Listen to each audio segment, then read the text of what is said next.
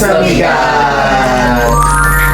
Jadi Posmikat ini adalah tempat kita ngobrol santai tapi penuh insight seputar dunia perkuliahan, terutama di bidang keilmuan. Nah, di episode kali ini kita membahas salah satu bidang yang sering dianggap sepele, sebelah mata, tapi sebenarnya punya potensi besar di masa depan, yaitu perikanan dan kelautan. Dan hari ini kita kedatangan tamu spesial, yaitu Bapak Kustiawan selaku Wakil Dekan 2 dan dosen Fakultas Perikanan dan Kelautan Universitas Airlangga, yang akan berbagi perjalanan karir beliau, perkembangan riset, dan juga pandangan beliau tentang perkuliahan di perikanan ini. Langsung saja kita sambut bapaknya, Pak Kustiawan. Selamat siang. Selamat siang. Assalamualaikum. Oke. Ya, izin memperkenalkan diri. Sebelumnya saya Alias selaku host, dan Saya Wisa. Dan saya Luis. Ya, sebagai co-host. sebelum kita masuk ke dunia perkuliahan saat ini ya Pak, apakah boleh diceritakan bagaimana sebenarnya awal perjalanan Bapak mulai dari masa perkuliah hingga mencapai posisi saat ini, dan dari perjalanan tersebut apa yang awalnya menjadi motivasi Bapak untuk memilih bidang perikanan dan kelautan? Oke. Jadi terima kasih ya. Jadi terima kasih kesempatannya untuk ikut podcast ya. Jadi kalau bicara tentang perjalanan dari proses belajar saya, proses kuliah saya ya, seperti yang di luar skenario yang saya sampaikan tadi, sebetulnya saya itu salah jurusan. Ya, salah jurusan. Ini nggak apa-apa. Ini sebagai informasi saja bahwa dulunya sebetulnya saya ibaratnya kalau orang di desa itu, kebetulan saya dari desa, didoktrin oleh kakak saya untuk masuk ke perguruan tinggi negeri. Jadi seperti itu dulu namanya SBMPTN, di mana saat itu ya memang kita hanya diberi kesempatan untuk mengikuti ujian tulis, waktu itu ujian tulis. Dan saat itu memang saya nggak punya gambaran harus kemana ya, tapi saat itu kakak saya menyarankan ambil saja pengairan. Ya, ambil aja pengairan gitu. Oke, saat itu kakak saya masih situ, kemudian saya tanya, betul budidaya perairan UNER? Iya, saya arsir lah waktu itu. Nah, ketika saya arsir, saya ikut ujian, prosesnya berlangsung sesuai dengan timeline. Saat informasi penerimaan, karena waktu itu masih belum, internet belum semasif saat ini, dulu pengumumannya hanya melalui koran. Saya cari ke kota, saya nggak nyebutkan merek, salah satu koran terbesar di Jawa Timur. Kemudian saya beli ke kota, kemudian saya bawa pulang untuk saya cek apakah nama saya tercantum di koran tersebut. Dan ketika saya cek, ternyata saya ada dan masuk gitu. Kemudian saya cek lagi jurusan yang terpilih beneran diterima gitu. Tapi kakak saya waktu itu telepon masih menggunakan telepon rumah, beliau mengatakan, kamu nggak diterima. Saya diterima, bukan? Saya diterima. Nggak ada. Kamu diterima di mana? Saya diterima di UNER. Jurusan apa? Budidaya perairan. Nggak ada pengairan itu di UNER. Gitu. Akhirnya dengan panik saya, apakah saya kena prank ya? Saya kena prank apa enggak? Akhirnya ya sudah, saya coba untuk datang ke Surabaya. Besoknya saya datang ke Surabaya, saya tanya ke bagian registrasi, dan alhamdulillah ternyata ada. Namanya bukan pengairan, tapi budidaya perairan. Jadi cuma dasar antara pengairan dan perairan. Tapi dari situ demi semester berjalan, awalnya saya juga kaget gitu. Tapi nggak masalah, karena perairan sama pengairan menurut saya sama aja, tentang air. Tapi ternyata kita tentang biotanya juga. Nah, ini lebih luas. Lebih luas. Dari situ semester 1-2 saya coba untuk menikmati proses itu. Kemudian saya ikuti semester demi semester dan alhamdulillah saya lulus ya, akhirnya berhasil dan saat itu ada peluang untuk menjadi asisten dosen. Sebelumnya saya sudah asistensi ya, jadi membantu beberapa praktikum, membantu beberapa kegiatan praktikum lapang itu saya sudah lalui itu, jadi tidak ujuk-ujuk langsung jadi dosen, tidak. Jadi memang ada prosesnya, saya membantu sebagai asisten praktikum, kemudian ada tawaran, ada lowongan untuk menjadi tenaga kontrak di waktu itu masih di FKH ya, di kedokteran hewan, karena kami masih di bawah naungan FKH.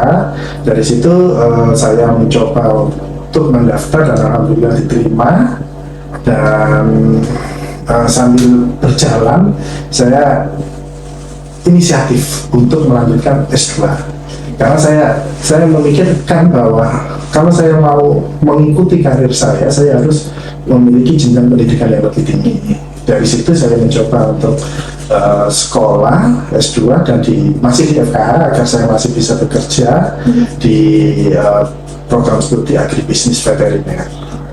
Dan setelah itu saya ada kesempatan untuk ikut CPNS dosen di UNR dan alhamdulillah saya lolos di CPNS menjadi tenaga pendidik di perikanan, di perikanan. Dan yang terakhir ada kesempatan untuk sekolah karena kami pun dituntut ya, untuk terutama dosen-dosen muda itu dituntut untuk kuliah di luar negeri. Itu misalkan diupayakan harus di luar negeri, dan saya memilih yang sedikit dekat dari kita di Malaysia, dan alhamdulillah saya bisa menyelesaikan pendidikan saya S3 dan akhirnya ya saya diberikan amanah untuk menjadi wakilnya dua setelah saya kembali dari sekolah saya. Menarik sekali ya Pak, dan dari cerita Bapak tersebut seiring dengan perkembangan karir Bapak nih, bagaimana Bapak melihat arah perkembangan di fakultas ini, khususnya terkait fokus riset unggulan yang sedang didorong saat ini? Oke, jadi kalau kita lihat ya kondisi pendidikan kita, terutama saat ini kan orientasinya adalah keberdampakan gitu. Jadi sebagaimana permintaan dari Kementerian Kemendikti bahwa riset-riset unggulan yang ada di tempat kita, terutama di bidang perikanan, setidaknya itu memberikan dampak ke masyarakat secara umum, gitu, secara luas. Apapun itu, harapannya ada seperti itu, karena ini memang wacana bagaimana ketahanan pangan itu menjadi sektor unggulan, apalagi kita di bidang perikanan, ya, itu arahnya ke situ. Dan ya bagaimana kita bisa menumbuhkan mahasiswa kita ikut terlibat secara langsung di penelitian-penelitian, mungkin di pengabdian masyarakat pun mahasiswa ada keterlibatan itu untuk mengikuti aktivitas yang dilakukan oleh dosen. Lalu menurut Bapak, seberapa penting peran riset perikanan dan kelautan dalam menjawab kebutuhan dan tantangan di Indonesia kalau dilihat kita di kondisi sekarang ya Pak? Tantangan di Indonesia sendiri, karena kan kalau lihat sekarang banyak anak muda tuh memandang perikanan itu juga sebelah mata gitu Pak. Jadi ini perlu digarisbawahi ya. Memang ada beberapa stigma di masyarakat bahwa perikanan itu dalam tanda kutip amis. Mancing lagi ya, apalah. Nah, padahal sebetulnya ini adalah suatu sektor yang sebetulnya peluangnya cukup besar dan tidak akan pernah mati. Kenapa? Karena ini menjawab kebutuhan pangan ke depannya. Sektor perikanan tidak bisa digantikan dengan AI. AI itu hanya alat bantu saja. Mungkin dalam IoT, ini kan perkembangannya sekarang lebih ke IoT, AI dan lain sebagainya. Tapi di perikanan sendiri, saya yakin ini adalah sektor yang tidak mungkin mati, akan terus tumbuh hidup dan berkembang. Karena pangan ini dibutuhkan, ya, yang mungkin ditambahkan dengan AI, ya kan, seperti itu. Jadi stigma-stigma ini memang perlu kita bangun sedini mungkin. Dan kalau kita lihat sebetulnya ya memang kita pandang bahwa pertanian, perikanan, peternakan, perkebunan dan lainnya yang peran itu saya sangat yakin itu akan terus berkembang dan tidak akan pernah mati. Dan perlu saya garis bawahi di sini juga bahwa persaingan di dunia perikanan tidak hanya terjadi pada mahasiswa perikanan saja, ya jurusan perikanan saja, jurusan lain juga ingin menikmati kue itu perikanan itu dari fakultas-fakultas lain gitu. Nah, Bapak kan mengenai prosesnya kan tentu tidak selalu mudah. Jadi jika dari sudut pandang Bapak sendiri, apa tantangan terbesar Bapak dalam mengelola pendidikan di bidang perikanan saat ini? Dan apakah hal tersebut juga berkaitan dengan minat atau kurangnya minat dari mahasiswa terhadap bidang perikanan seperti pertanyaan sebelumnya itu? Oke, jadi gini ya, tantangan terberat kita itu sebetulnya adalah saat ini tuh kondisinya adalah perkembangan teknologi itu semakin pesat. Dengan pesatnya teknologi otomatis akan berdampak pada perubahan kurikulum yang ada di kita. Kita harus menyesuaikan perubahan zaman, perubahan teknologi, perubahan apapun yang saat ini terjadi, kita harus mampu beradaptasi terkait dengan perubahan tersebut. Kalau kita tidak mampu beradaptasi, otomatis kita akan tersingkir di situ. Jadi dimanapun kalian berada, terutama di sektor perikanan, kita harus mampu beradaptasi, baik itu mahasiswanya, dosennya, maupun sektor pendukung lainnya, teknik dan lain sebagainya. Nah, untuk mahasiswa atau calon-calon mahasiswa mungkin yang masih menganggap ini sektor yang tidak memiliki potensi besar, ya menurut saya itu salah. Itu salah besar.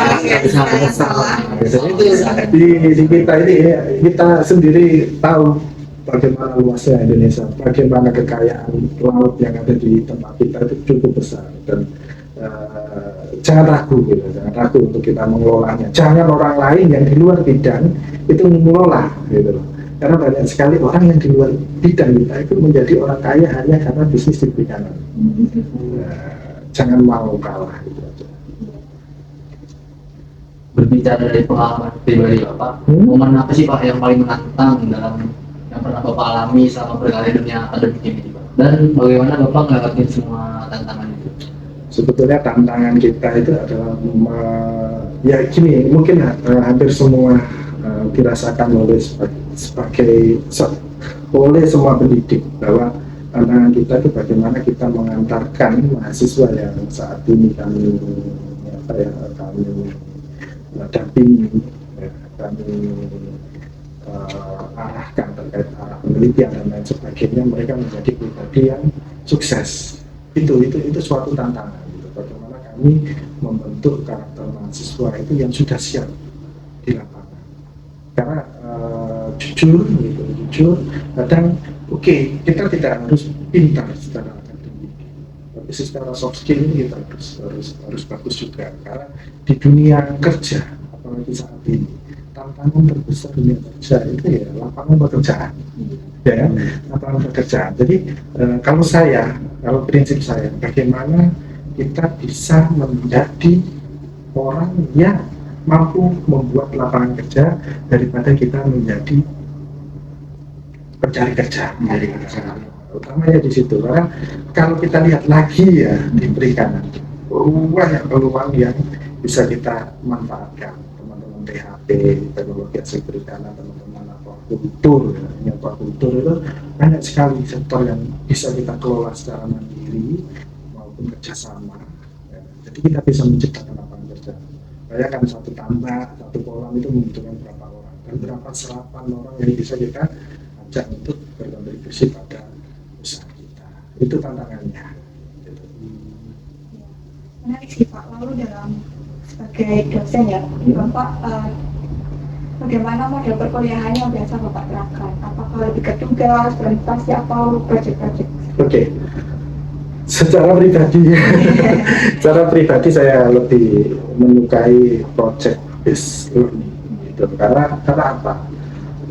Saya lebih menginginkan mendorong mahasiswa untuk terjun ke lapangan. Ayo kalian ke Kenjeran, ayo kalian ke Sedati, ayo kalian ke pasar, ayo ke tambak-tambak, lihat tambak-tambak tradisional, dilihat mereka perlu apa di sana, ada masalah apa di sana. Jadi jangan hanya sebagai mahasiswa yang diam di kampus, ya, tapi ayo jadi mahasiswa yang kalian bisa bekerja di luar, mencari informasi di luar, cari permasalahan-permasalahan di luar, ada masalah apa saja. Dari situ gali masalah tersebut untuk memberikan suatu solusi ke depannya.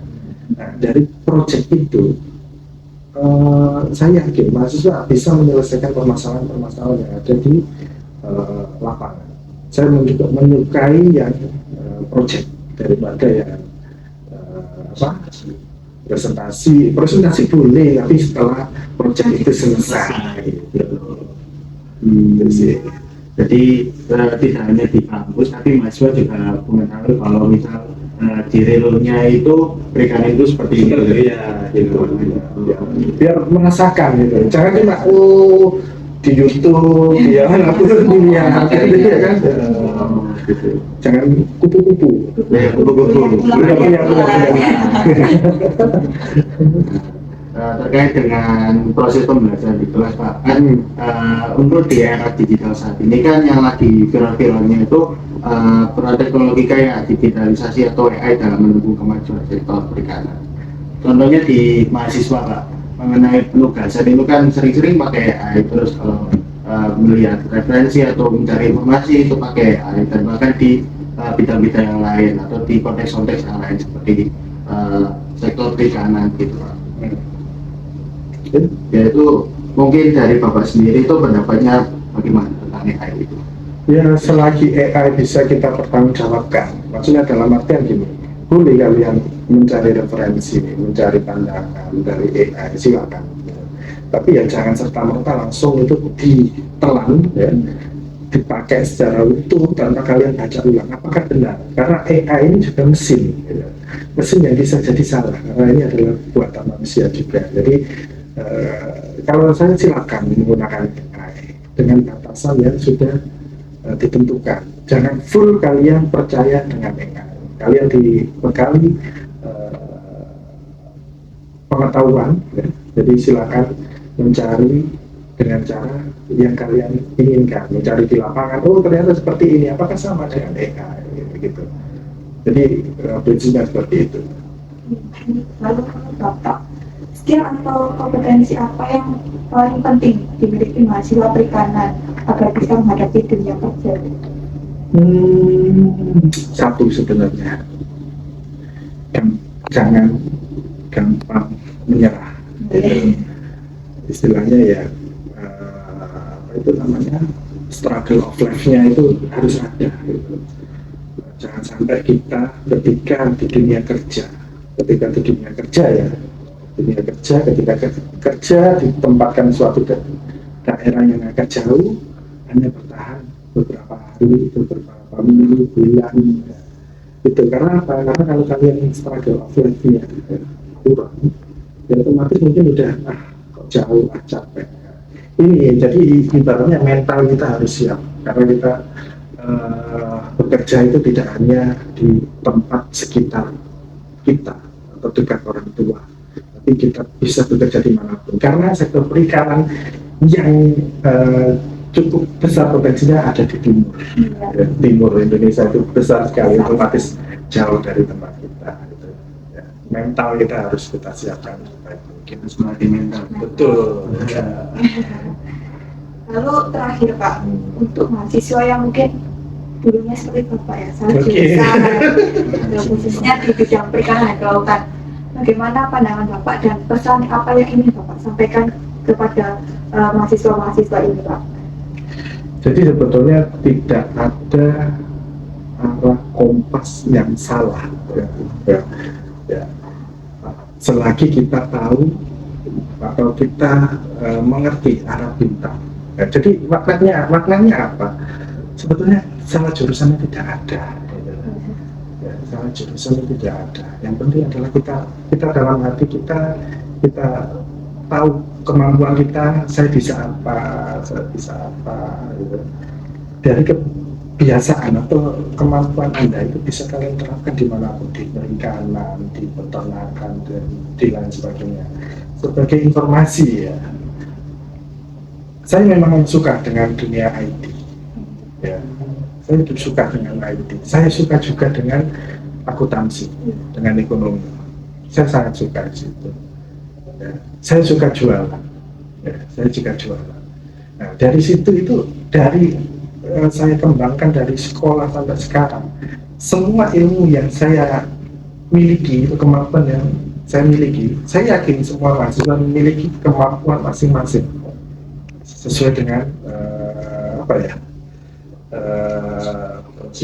Iya, kapasitas dirinya itu sendiri. Nah, jadi kalau kalian yakin dengan kemampuan kalian itu ya manfaatkan. Karena sejatinya yang saat ini saya terima dengan kondisi saya sebagai wakil dekan 2 itu hampir semua yang saya katakan tadi, saya suka IT, saya suka ekonomi, itu berhubungan dengan posisi pekerjaan saya.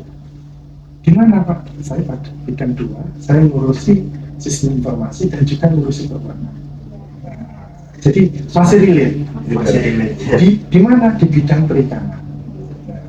Mungkin teman-teman ada yang mungkin di bidang lain, silakan. Tapi utamakan yaitu tadi kemampuan yang saat ini ada, kembangkan. Jangan dikubur, jangan dikubur. Ada yang suka ngomongkan, silakan. Itu lagi itu berdampak positif. Ada yang suka jualan, silakan jualan. Ada yang suka nyanyi, silakan nyanyi. Menciptakan lagu-lagu tentang tema laut, gitu. Silakan perikanan. Masa lagu lainnya, boleh. Lagu yang viral apa Mas? Viral. Banyak yang viral. Gitu. Cukup ini ya Pak, luar biasa sekali pembahasan kita hari ini, karena juga mahasiswa-mahasiswa di luar sana mungkin mengira dunia perikanan itu tidak bisa sederhana itu, tapi justru di balik ketidaksederhanaan itu tapi banyak peluang dan juga tantangan dan potensi ke depannya gitu. Semoga apa yang sudah Pak Kustiawan sampaikan bisa menjadi insight dan motivasi untuk teman-teman semua, khususnya untuk teman-teman mahasiswa agar bisa lebih yakin dan terbuka terhadap peluang yang ada. Kita mengucapkan terima kasih banyak Pak Kustiawan atas waktunya dan cerita yang sudah dibagikan. Semoga kedepannya semakin sukses dan menginspirasi. Dan untuk teman-teman semua, semoga pembicaraan ini bisa menjadi motivasi untuk kalian untuk lebih mengeksplorasi diri terkait minat kalian, dan jangan sampai kalian itu merasa salah jurusan terus gitu. Dan mungkin itu yang bisa kami sampaikan di podcast kali ini. Terima kasih dan sampai jumpa. Sampai jumpa. Terima kasih Pak.